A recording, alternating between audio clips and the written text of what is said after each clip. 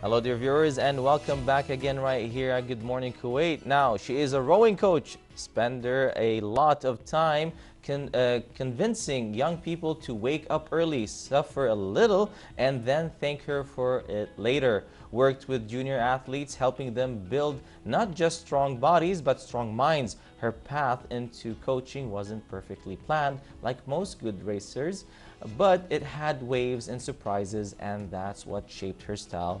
To be honest, demanding and very human. Believed rowing teaches lessons that stay with people long after the finish line. So let's welcome Svetlana, a coach right here in Kuwait Junior Rowing Team. And hello and welcome to the show. Good morning. So first of all, congratulations for your son. I mean, we've heard that he's going to be competing today. Yeah, today is the first day of competition. Still very early to say congratulations. Yeah, I know. We will wait until the final day. But at least he is competing, and that's something sure. that is beautiful and wonderful to actually have. So a question is, what actually makes beach sprint rowing different from traditional rowing? Beach sprint, first of all, it's a short action. It's only 500 meters, 250 go, 250 come back, and a very short sprint on the sand. Whether the classical rowing, it's a 2K distance, and you go and you just survive for this 2K. Exactly. And the beach sprint, it's really for those who want to get some adrenaline and everything. That is really dynamic and really like special. The juniors, the young athletes, they really love the dynamic of the sport. Now you're talking about young athletes, but how do you actually train them? How do you prepare them? Because I know, as also I am myself an athlete, and sometimes I do have times to teach the kids, and it's kind of different because each one has a different personality, different energy. So how can you actually bring them together? You know, sometimes I feel that I'm their mother. I have to feel each one of them, yeah, what's their mood, what's their situations and everything. Yeah, it's not easy. It's not easy, especially to convince them to continue. This is the problem. But I'm trying to make the activities is fun. Not just like all the time pressing, do train and everything. So sometimes it's fun. And I think they, nowadays children, they spending lots of time with the virtual friends. Yeah. So when they come together to the team, and they have a live communication, I think they're enjoying. So that's why this is one of the points when they're coming back to me. And then I'm build my training session according to their yeah, it's very true, yeah. Because we are in a time where a lot of technology now is there. But sometimes, as a human, you would feel that you need to do other sports. You need to move your body, and that's what actually makes them interesting, because you start doing things, physically. Now, another question will be like, how do you actually inspire those kids to actually row? I mean, how do you make sure that they actually love it even more? The inspiration is coming by itself. It's not that I do something special for it. They love. Once they try to competition, so they just wanted to have these feelings, because the young, especially the young athletes, they always want to compete. They want to feel themselves better, like And me, during the training process, from time to time, I'm simulating the competition process. So we are like once in a while. We have this competition between us, between each other.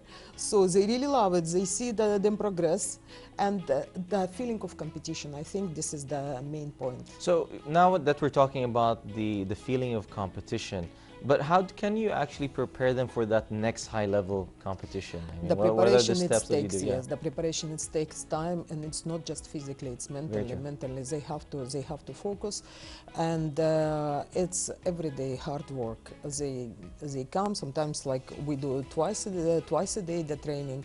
They come, they really row for a long time. Now our situation, we don't have a boat, so we train always indoor. And hours on the erg, the rowing machine, that it's really hard. But as I say, because most of my athletes, they are boys. Very difficult to bring the girls. So the boys at this age, 14 to 18, they are really like they want to show to each other. Yeah, and they I'm like to always, do some yes, internal I'm always competition. using this. I always using, oh, you want to be better than your friend, so then do it. And they really do. It works. It's very true, yeah. Yeah. So what's the most challenging part of rowing in your experience right now? You've been here, you've seen the talents here, you've seen a lot of people. So what is the most challenging part? The challenging part, it's really the hard training. Our training, you know, it's just hours, repetitive things, hours and hours and hours. Yeah, this is the challenge, and some people might give up. So that's why give the motivation during the training. Sometimes, like if it's 1 hour and a half training on the water or on the machine, it's like in the middle of the session, like somebody will say, no, I don't want to do this. So I have to find the words. I have to say no, like you have to continue. It's better for you. This is the most challenging things, to not give up. Yeah. Yeah. You know, even in my sports in KTV, a lot of kids, they give up because it's very repetitive. But it's the moment you start loving the sports, any other sports, I tell them it's the same thing. When you go to football, basketball, it's always repeating the same moves. Exactly. But once you start having self-goals and have international goals, you want to stand at that podium more than one time. Yeah, that's very true. So what does a typical week of training looks like in rowing? Look, because most of them are students, like pupil in school. So of course morning sessions, like for us, sometimes not impossible to do it, but we do afternoon sessions. We usually like include some running to build the cardiovascular system, some running. 3 times a week I give them weight training to build them strength, and the other either on the water once we have opportunity, or indoor. It's a rowing machine. Yeah. This is our routine. Well, sometimes I'm making for them just a day off. We are playing games like volleyball, football, whatever they choose. Like, of course, I give them because they are still kids. Yes. Now, moving away from the physical aspect, what about the mind? How do you prepare them, you know, by their mind to basically go to the next competition or the next, let's say the next competitor? Because I'm sure everyone has their goal, like I want to be better than this player. So how do you prepare them mentally? It's a lot of talking. Okay. Yes, I spending with them lots of conversations, and I'm trying to convince them and fight with their fears. The fears, some of them is really, they don't want to even start to do something because they have lots of fears, like against the others.